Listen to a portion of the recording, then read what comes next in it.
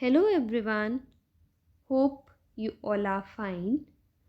आज हम अपने प्रीवियस टॉपिक को ही कंटिन्यू करेंगे, that is cost of capital.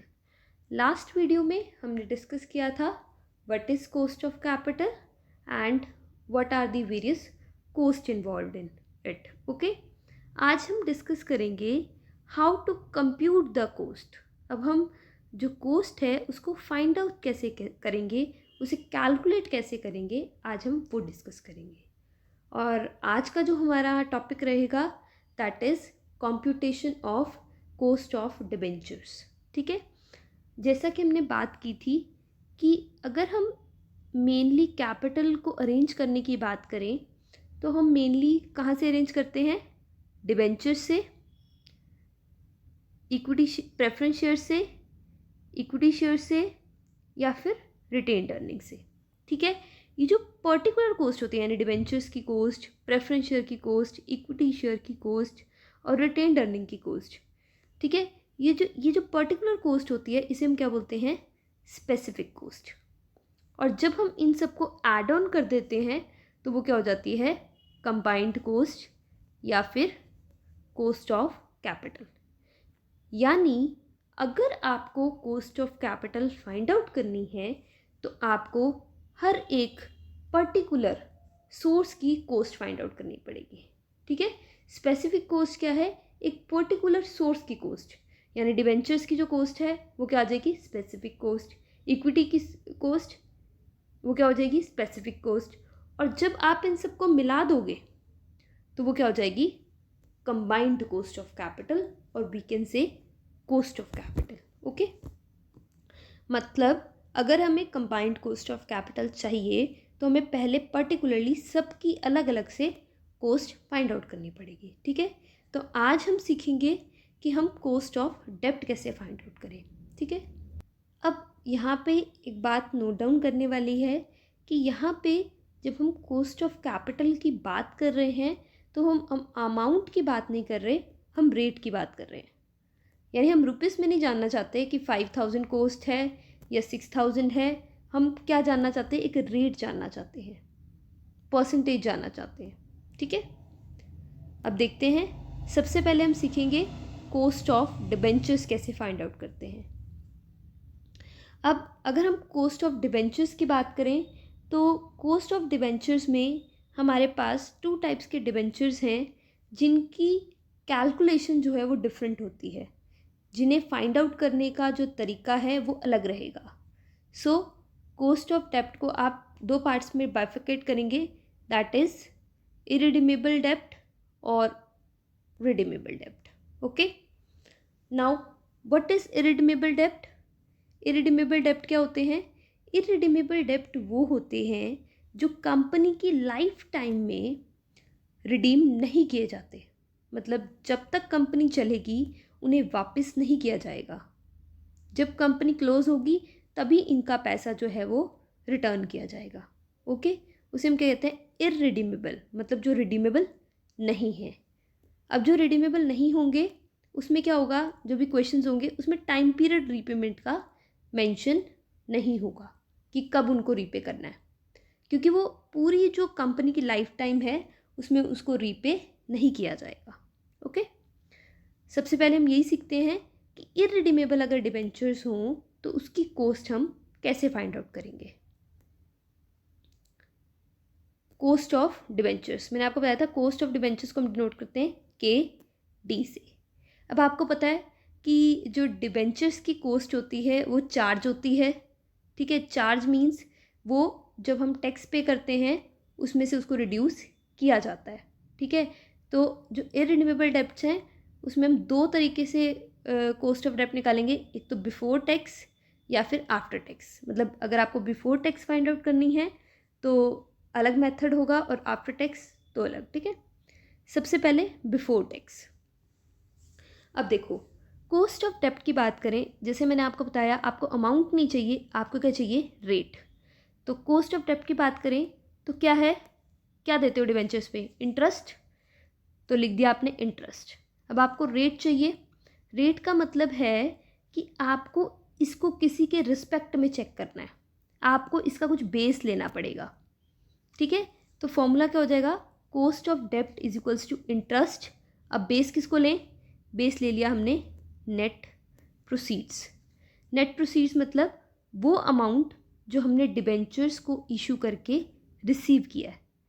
अब ये हमने क्या किया कि जितना पैसा हमने डिबेंचर्स को इशू करके रिसीव किया है उसका कितना परसेंट एज अ इंटरेस्ट हमें पे करना पड़ रहा है, वो क्या हो जाएगा हमारा कॉस्ट ऑफ डिबेंचर्स। ओके, ये तो हो गई बात बिफोर टैक्स की। अब अगर आफ्टर टैक्स की बात करें, कुछ नहीं करना, बस ये जो फॉर्मूला है इंटरेस्ट अपॉन नेट प्रोसीड्स, उसमें आप क्या कर दोगे 1 माइनस टी, यानी बेसिकली टैक्स को डिडक्ट कर दोगे। क्लियर है। अब एक हम एग्जाम्पल देखते हैं। A company issued 10% irredeemable debentures of 2 lakh. Company ने इरिडीमेबल डिबेंचर्स इशू किए कितने के, 2 लाख के। कंपनी टैक्स ब्रैकेट में आती है और कितना टैक्स पे करती है 55%। Okay, calculate the cost of डेप्ट before as well as after tax. आपको कॉस्ट ऑफ डेप्ट फाइंड आउट करनी है बिफोर टैक्स भी और आफ्टर टैक्स भी। डिबेंचर्स आर इशूड एट, अब आपके पास 3 केसेस है, पार पे इशू हुआ, डिस्काउंट पे इशू हुए और प्रीमियम पे इशू हुए, आपको कैलकुलेट करना है, ठीक है। स्टार्ट करते हैं। सबसे पहले तो इशूड एट पार। पार मतलब 2 लाख के डिबेंचर्स जो हैं वो 2 लाख में ही इशू करती है, ठीक है। तो वो क्या हो जाएगा पार पे। अब उसमें क्या रखा है, बिफोर टैक्स भी निकालना है और आफ्टर टैक्स भी। बिफोर टैक्स कैसे, मैंने आपको बताया था कैसे निकालना है, इंटरेस्ट। इंटरेस्ट कितना है 2 लाख पे 10% कितना हो गया 20,000, ठीक है, अपॉन नेट प्रोसीड्स। अब पार पे इशू हुए हैं यानी कितने पैसे आ जाएंगे हमारे पास 2 लाख। तो कॉस्ट ऑफ डेप्ट कितनी हो जाएगी, कॉस्ट ऑफ डेप्ट कितनी हो जाएगी हमारे पास 20,000 divided by 2 lakh is equals to 10%, ठीक है। ये तो आ गया बिफोर टैक्स। अब हमें निकालना है आफ्टर टैक्स, तो कुछ नहीं करना 1 माइनस टी। टी टैक्स कितना है 55%, परसेंट मतलब 100, तो कितना हो जाएगा 1 माइनस 0.55। तो 10 में से 1 माइनस 0.55 आपके पास आ जाएगा 4.5%, ठीक है। नेक्स्ट है हमारे पास एट डिस्काउंट। जब डिस्काउंट पे इशू किया है, अब देखो इंटरेस्ट तो वही रहेगा, डिस्काउंट पे कितना है 10%, 2 लाख के शेयर्स 10% डिस्काउंट पे, यानी डिस्काउंट कितना हो गया 20,000। आपने कितने रिसीव कर लिए 1,80,000, तो नेट प्रोसीड्स कितना हो जाएगा 1,80,000, तो 20,000 डिवाइडेड बाय 1,80,000 जो आ जाएगा आपके पास 11.11। ये तो बिफोर टैक्स हो गया। आफ्टर टैक्स में कुछ भी नहीं, 1 माइनस टी, यानी 1 माइनस 0.55। ओके, थर्ड है हमारे पास एट प्रीमियम ऑफ 10%। प्रीमियम पे इशू किए तो अब 2 लाख के शेयर्स डिबेंचर्स 10% प्रीमियम पे, प्रीमियम कितना हो गया 20,000, यानी कितना रिसीव कर लिया आपने 2,20,000। तो क्या हो जाएगा, इंटरेस्ट कितना है 20,000, इंटरेस्ट तो सेम ही रहा ना सब में, और नेट प्रोसीड्स कितना हो गया 2,20,000। तो इंटरेस्ट कॉस्ट ऑफ डेप्ट कितनी आ गई 9.09%। ओके, ये बिफोर टैक्स होगी और आफ्टर टैक्स 1 माइनस 0.55। क्लियर है। दैट मीन्स अगर हम कॉस्ट ऑफ डेप्ट की बात करें तो कॉस्ट ऑफ डेप्ट बिफोर टैक्स क्या हो जाएगा इंटरेस्ट अपॉन नेट प्रोसीड्स, और कॉस्ट ऑफ डेप्ट आफ्टर टैक्स क्या हो जाएगा interest upon net proceeds minus कर दोगे 1 माइनस टी। ओके, क्लियर है। नेक्स्ट इज रिडीमेबल डेप्ट। रिडीमेबल डेप्ट मीन्स वो डेप्ट जो एक स्पेसिफाइड पीरियड के लिए इशू किए गए हैं, यानी कुछ टाइम बाद, वो कुछ भी हो सकता है 5 years 4 years, उन्हें क्या कर दिया जाएगा रिडीम कर दिया जाएगा, यानी दोबारा से पे कर दिया जाएगा, उसे हम क्या बोलते हैं रिडीमेबल डेप्ट। If the amount of debentures is to be repaid after specified time, मतलब जब डिबेंचर्स का अमाउंट एक पर्टिकुलर टाइम के बाद रीपे करना हो उन डिबेंचर्स को हम क्या बोलते हैं, रिडीमेबल डिबेंचर्स। ठीक है, और ये डिबेंचर्स वो मतलब क्वेश्चंस के पॉइंट ऑफ व्यू से देखें तो क्या होगा, उसमें टाइम पीरियड मेंशन होगा कि ये जो डिबेंचर्स हैं वो 5 साल, 6 साल, 7 साल जो भी डिसाइडेड होगा उसके बाद रिडीम कर दिए जाएंगे। ओके, अब इसकी कॉस्ट कैसे फाइंड आउट करनी है।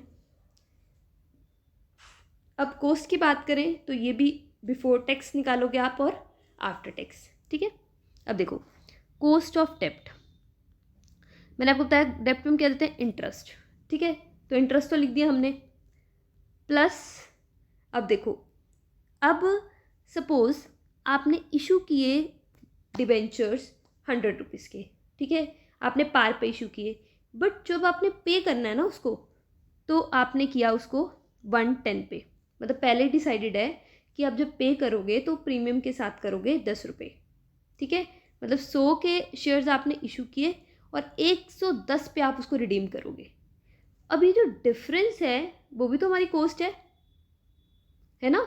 तो एक तो इंटरेस्ट हो गया, प्लस रिडीमेबल वैल्यू, मतलब वो वैल्यू जिस पे आप उन जो हमारे डिबेंचर्स है उसको रिडीम करोगे, माइनस नेट रिसिप्ट्स या फिर net proceeds divided by number of years. अभी कितने साल के लिए, यानी अब सपोज ये 10 है, सपोज ये 5 साल के लिए, तो फिर 10 डिवाइड बाय 5, यानी 1 साल का कितना खर्चा हो गया हमारा, 2 रुपये। समझे बच्चे। तो ये कैसे हो जाएगा, interest plus redeemable value minus net receipts upon N. अब देखो ऐसा भी हो सकता है कि नेट रिसीप्ट्स आप इशू किए हो आपने 100 पे और रिडीम हो रहे हो 90 पे, तो उसके इसमें नेगेटिव हो जाएगा, बिकॉज ये ज़्यादा हो जाएगा और ये कम हो जाएगा तो नेगेटिव हो जाएगा। ठीक है, तो बेसिकली ये है हमारे पास। अब हमें कुछ बेस लेना है। अब हमें कन्फ्यूज़न है कि हम रिडीमेबल वैल्यू को बेस लें या हम नेट रिसिप्ट्स को बेस लें। तो जब ऐसा होता है एक चीज़ को लेने से अच्छा हम क्या करते हैं, एवरेज लेते हैं। अब जैसे अगर आपसे कोई पूछे कि आपके बीकॉम में परसेंटेज कितनी है, तो क्या आप एक पर्टिकुलर सेमेस्टर की बताओगे, नहीं ना, आप क्या बताते हो, एवरेज। तो इसलिए हम बेस क्या ले लेंगे, एवरेज। एवरेज कैसे, redeemable value plus net receipt divided by 2। ठीक है बच्चे, होप आपको ये फॉर्मूला समझ में आ गया होगा। देखो फॉर्मूला क्रैम करने बहुत इजी होते हैं, बट आपको फॉर्मूलाज क्रैम नहीं करने, उनको समझना है। बिकॉज अगर एक बार आपने फॉर्मूलाज को समझ लिया तो आप ये फॉर्मूलाज कभी भी नहीं भूलोगे। ओके, ये तो होगी बिफोर टैक्स की बात। अगर आफ्टर टैक्स की बात करें तो उसमें क्या होगा, इंटरेस्ट में बस 1 माइनस टी, बाकी फॉर्मूला वही, बस आपने टैक्स रिड्यूस करना है। क्लियर है बच्चे। चलो क्वेश्चन देखते हैं। A company issues 10,000 12% debentures of 100 each. The debentures are redeemed after 10 years. Debentures redeem कब हो रहे हैं, 10 साल के बाद। टैक्स रेट है 35%।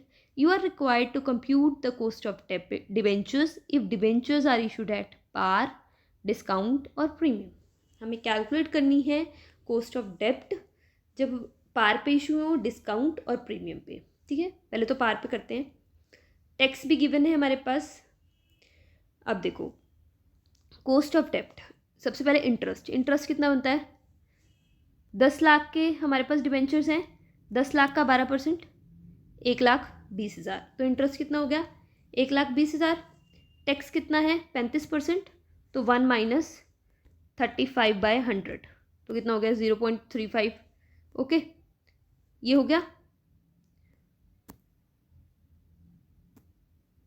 ठीक है, उसके बाद हम क्या करते हैं, redeemable value minus net proceeds. अब देखो पार पे इशू हुए हैं, यानी कितने रिसीव हुए हमें, 1 लाख। अगर 10 लाख के शेयर्स हैं तो हमने 10 लाख ही रिसीव किए, तो नेट प्रोसीड्स कितना हो गया 10 लाख। अब हमें ये मेंशन नहीं है कि रिडीम कितने भी हुए, तो हम ये सोचेंगे कि रिडीम भी किस पे हुए, पार पे, क्योंकि कुछ मेंशन नहीं है ना कि रिडीम प्रीमियम पे हुए या डिस्काउंट पे। तो रिडीम हम सोचेंगे कि पार पे हो गए। तो क्या हो गया, रिडीमेबल वैल्यू क्या होगी 10 लाख, नेट प्रोसीड्स क्या होगी 10 लाख डिवाइड कर दोगे नंबर ऑफ ईयर्स 10, क्लियर है। और फिर बेस किसको लेना है, दोनों के एवरेज को, तो क्या हो जाएगा 10 lakh plus 10 lakh divide by 2, तो ये होगा 10 लाख। अब देखो इस केस में जिस पे आपने इशू किया था उसी पे आपने क्या कर दिया, रिडीम कर दिया, तो उस केस में वो जो हमारी कॉस्ट है वो ज़ीरो होगी, वो कोई कॉस्ट ही ना आई। ओके, ऐसा भी है, मतलब वो बेसिकली हम ये देख रहे हैं कि जितना हमने इशू किया, मतलब जितना हमने रिसीव किया, उसके बाद जब हम रिडीम करेंगे तो उसमें कितना डिफरेंस है, बिकॉज जो उसमें डिफरेंस होगा वो भी हमारी कॉस्ट है। यानी अगर हमने 100 पे इशू किए डिवेंचर्स और हम 110 पे उसको रिडीम कर रहे हैं, तो जो 10 है वो भी हमारी कॉस्ट है। और ये जो 10 रुपये हैं वो हम 1 साल के नहीं हैं, वो नंबर ऑफ़ ईयर्स के लिए हैं, तो इसलिए उसे हम नंबर ऑफ़ ईयर्स से डिवाइड कर देते हैं। ओके, नेक्स्ट है एट डिस्काउंट। देखो ये सेम रहेगा, इंटरेस्ट सेम रहेगा। अब डिस्काउंट पे इशू हुए हैं तो सबसे पहली बात, रिडीमेबल वैल्यू कुछ भी नहीं मेंशन, तो पार होगा। रिडीमेबल वैल्यू होगी 10 लाख, बट इशू किस पे किए गए हैं, 10% डिस्काउंट, यानी 10 लाख के शेयर्स 10% डिस्काउंट पे बेचेंगे, यानी 1 लाख का डिस्काउंट, तो कितने आ गए, नेट प्रोसीड्स कितना हो गया, 9 लाख।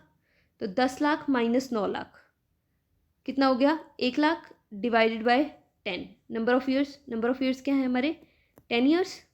ओके, और नीचे क्या ले लेंगे, एवरेज क्या हो जाएगी, 10 lakh plus 9 lakh divide by 2, तो क्या आ जाएगी हमारी cost of dept.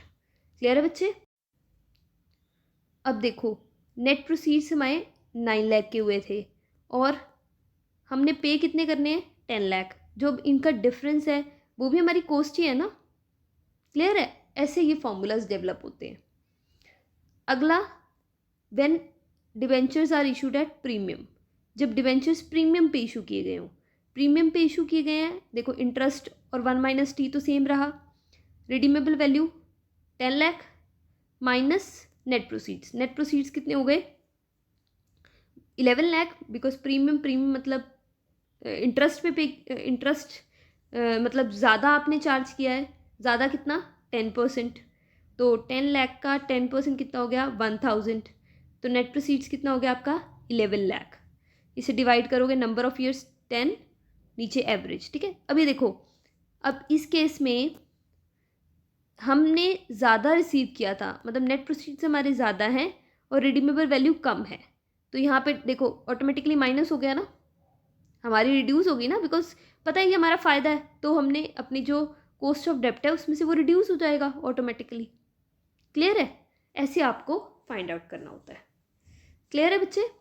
So cost of डेप्ट की बात करें तो कॉस्ट ऑफ डेप्ट में हमने डिबेंचर्स को 2 पार्ट्स में डिवाइड किया है, इरिडीमेबल और रिडीमेबल, और जो इंटरेस्ट होता है वो एज अ चार्ज होता है, इसलिए टैक्स एडवांटेज भी मिलती है हमें डिबेंचर्स में, तो हम बिफोर टैक्स भी फाइंड आउट करेंगे और आफ्टर टैक्स भी, क्योंकि हो सकता है ना कभी कभी हमें ये जानना हो कि बिफोर टैक्स क्या बनती है कॉस्ट, आफ्टर टैक्स क्या बनती है।